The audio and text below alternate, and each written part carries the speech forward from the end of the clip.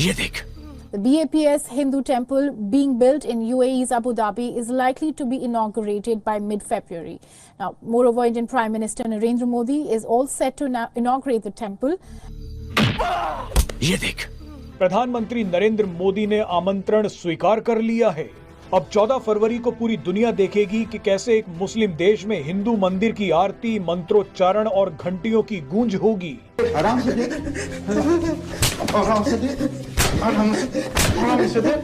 अभी राम मंदिर का चर्चा ही कम नहीं हुआ कि एक और खबर सामने ये आ रही है कि 14 फेब वैलेंटाइन डे पर भारत के प्राइम मिनिस्टर नरेंद्र मोदी साहब अबू धाबी के फर्स्ट अभी राम मंदिर का चर्चा ही कम नहीं हुआ कि एक और खबर सामने ये आ रही है कि 14 फेब वैलेंटाइन डे पर भारत के प्राइम मिनिस्टर नरेंद्र मोदी साहब अबू धाबी के फर्स्ट हिंदू टेंपल का इफ्तिताह करेंगे। अब ये इमेजेस वायरल हो रहे हैं, ये कहां पर वायरल हो रहे हैं और ये कैसे बात निकली मैं आपके सामने रखती हूँ। ये तो आपको पता ही है कि अबू धाबी का जो पहला हिंदू मंदिर जिसको इस तरीके से जो है वो लिखा जा रहा है, कहा जा रहा है कि फर्स्ट टेंपल अबू धाबी का, उसको अब इनॉग्रेट किया जाएगा 14 ऑफ फेब को। आपको पता है कि 14 फरवरी को क्या होता है? पता है ना, मोहब्बत का दिन जनाब। 14 फरवरी जो है वो वैलेंटाइन डे मनाया जाता है और कहा जाता है कि ये तो मोहब्बत के मतवालों का दिन है। तो मुझे लगता है कि मोदी साहब ने ना चुन चुन के वो वाली तारीखें और डेट्स और दिन रखे हुए हैं कि वो कह रहे हैं कि खूब जलाओ और जितना हो सकता है ना बस जला के राख कर दो। इसकी वजह ये कि आपको पता है कि इस सिलसिले में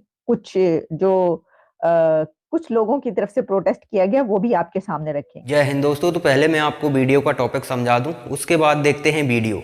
तो अबू धाबी यूएई में है, जहां पर एक मंदिर, हिंदू मंदिर बनकर तैयार होने वाला है, मतलब हो गया है।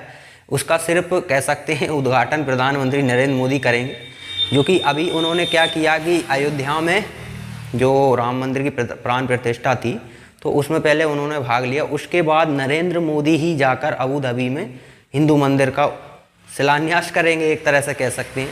लेकिन पाकिस्तानियों को पीड़ा यहाँ पहले तो राम मंदिर से थी, अब डबल झटका लग गया कि एक इस्लामिक कंट्री में मंदिर बन रहा है।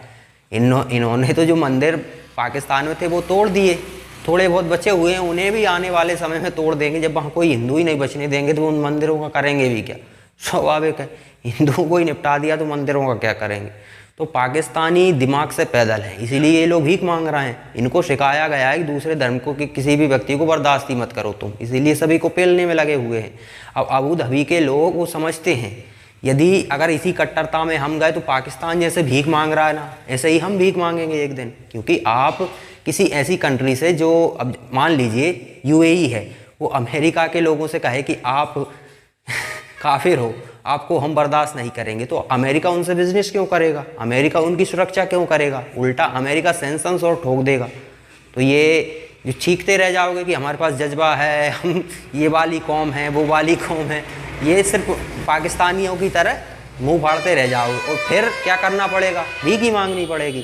क्योंकि अगर अमेरिका ने सैंक्शंस ठोक दिए तो ऑयल किसे बेच पाओगे? बहुत कम चांस हैं, 2-4 कंट्री मुश्किल से जो आपका ऑयल खरीदेंगी, क्योंकि अपना नुकसान तो कोई करवाना नहीं चाहता।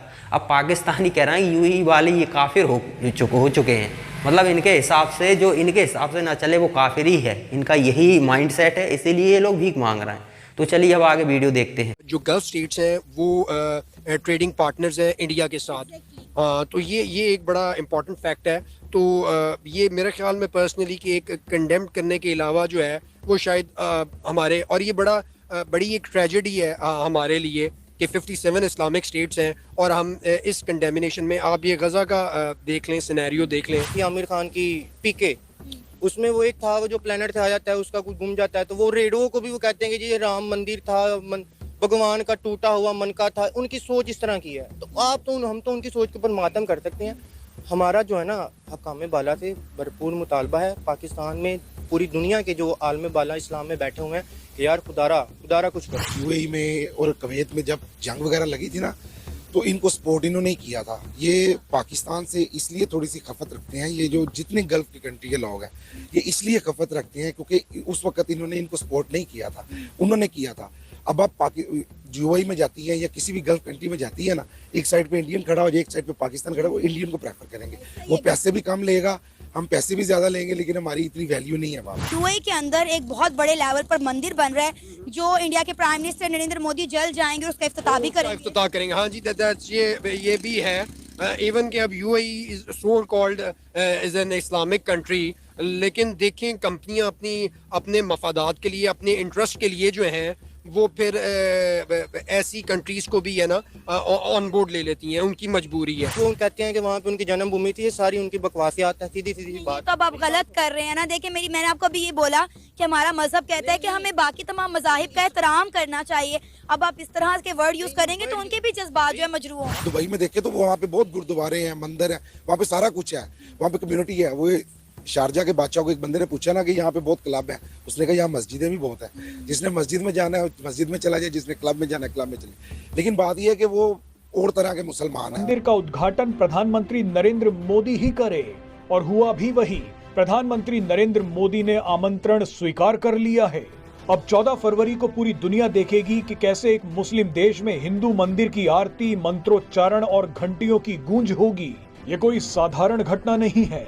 आप ये जानकर हैरान हो जाएंगे कि संयुक्त अरब अमीरात के राष्ट्रपति शेख मोहम्मद बिन जायद अबू धाबी में बन रहे इस मंदिर को लेकर बेहद उत्साहित हैं। ट्रेड हो, हमारा बहुत ज्यादा खर्चा कम होगा। जो हम इतनी दूर जाते हैं उनका सबसे पहले बॉर्डर लगता है। हम जितना पीएनजी का स्टॉक बाहर से इंपोर्ट करते हैं, इंडिया में प्लांट लगा हुआ है। ऐसा ही है। तो हमें कितना हमारे पैसे अगर ऑटोमोबाइल इंडस्ट्री की बात कर लें, अगर हम खाली सिर्फ ऑटोमोबाइल इंडस्ट्री को छोड़ें, टेक्नोलॉजी आईटी को छोड़ें, सिर्फ सब्जियों की बात कर लें तो बहुत सा फायदा। मेडिकल फील्ड की बात कर लें, इंडिया आईटी में हमसे बहुत आगे है। कितने आईटी इंजीनियर्स उनसे हमसे बहुत आगे। मतलब हम भी, पाकिस्तान ने भी बहुत मेहनत की, बहरहाल डेफिनेटली हम उस स्टेज तक पहुंच नहीं सके जहाँ पे आज इंडिया खड़ा हुआ है। बाकी आपने हमें देख ही लिया है कि हमने 75 ईयर्स हो गए, तो कितना एक हमने जंगें जीती हैं, या बाकी जो आप कह लें कि हमारा अपना मुल्क स्टेबल नहीं है। यहाँ आपको पता है फ़िरका वारियत कितनी चल रही है, तो हम किधर ईरान और ये जो दूसरे मसाइल हैं इंडिया के, तो उसमें जाके तो हम जितना भी कह लें तो ज़ाहिर है वो उस तरह से हमें फ़ायदा तो नहीं हो रहा। और अभी ओआईसी की तरफ से स्टेटमेंट आई है कि भाई इंडिया में कोई मंदिर बना है तो वो मंदिर नहीं बनना चाहिए था, वहाँ पे मस्जिद होनी चाहिए थी। ऐसी स्टेटमेंट देने की वजह प्रैक्टिकली है। आप क्या कहते हैं, मंदिर बनना चाहिए था, मस्जिद बननी चाहिए? भाईजान, ये मुस्लिम ममालिक के जितने भी मुसलमान लोग हैं ना, उनके लिए ये चीज़ होनी चाहिए कि उनका काम बनना चाहिए कि जहाँ पे मस्जिद बने तो सारे एक्शन लें कि मंदिर नहीं मस्जिद होना चाहिए। मस्जिद बननी चाहिए। इंडिया ने अपने कंट्री में हमारे मुल्क में तो मंदिर नहीं होना चाहिए। वैसे इंडिया में तो देखें, हम ये मतलब मुस्लिम का ये कंसेप्ट है कि भाई वहाँ पे 500 साल से ये मस्जिद बाबरी मस्जिद थी, लेकिन हिंदुस्तान के जो लोग हैं, ये जो हिंदू लोग हैं, वो ये कहते हैं कई हजार साल से वहाँ पे राम मंदिर था, यानी कि जो उनके भगवान राम है उनकी वहाँ पे वो मौजूद थे। हमें भी हिस्ट्री के ऊपर से देखना चाहिए। लेट्स सपोज अगर हिस्ट्री में वाकई में वहाँ पे पहले मंदिर हो और बाबर जब आया उसके बाद मस्जिद बनाई गई हो, तो फिर सारे ममालिक ये भी साजिश है? नहीं ऐसा साजिश है, लेकिन सारे मुखालिफ है ना पाकिस्तान के, मुसलमान के। ऐसी क्या वजह के सारे कंट्रीज हमारे खिलाफ हो? नहीं, हमारे पास एटम है ना जी। अच्छा, एटम है ना, एटम के लिए तो वो सारा कर रहे हैं। ठीक है, नहीं तो और भी दुनिया में और भी कंट्रीज के पास जो पाकिस्तान के पास पावर है ना, वो किसी के पास नहीं है, हकीकत बात। अच्छा, तो पाकिस्तानियों का भीख मांगने का मेन रीज़न यही है कि भाई दूसरों को तो तुम बर्दाश्त ही नहीं कर सकते। अब यूएई है, अब आप बताइए, यूएई अपने देश में कुछ भी करे, इन लोगों को क्या तकलीफ है? अरे आप अपने देश में कर रहे हो ना, आपने मंदिर तोड़ दिए, बहुत अच्छा काम किया। मंदिर तोड़ने के बाद क्या हो रहा है आपके साथ? टीटीपी कौन है ये लोग, क्यों पेल रहे हैं आपको? अफगानिस्तान के ये तालिबान वाले लोग, ये कौन है? ये भी तो बिरादरी है ना आपके, क्यों पेल रहे हैं आपको? ईरान वालों ने अभी पेला था, वो भी तो आपके बिरादरी है ना, क्यों पेल रहे हैं आपको? नहीं, इतनी समझ होती तो फिर आज ये भीख नहीं मांग रहे होते। लेकिन तकलीफ बड़ी होती होने, अब तकलीफ होती है तो होती रहे, तकलीफ होने से कुछ होगा नहीं ना। सऊदी अरब हो गया, यूएई हो गया, ये इनकी तारीफ करनी पड़ेगी। ये लोग उभर रहे हैं क्योंकि इनको पता है कि हम और हमारा देश तभी सुरक्षित है जब हमारे पास धन है।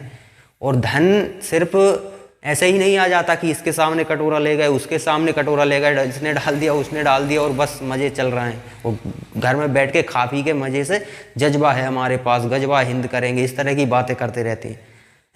इससे देश नहीं चलता। देश चलता है कुछ ना कुछ बिजनेस करने के लिए, और बिजनेस ज़रूरी थोड़ी ना है कि आप सिर्फ इस्लामिक कंट्रियों से ही करेंगे।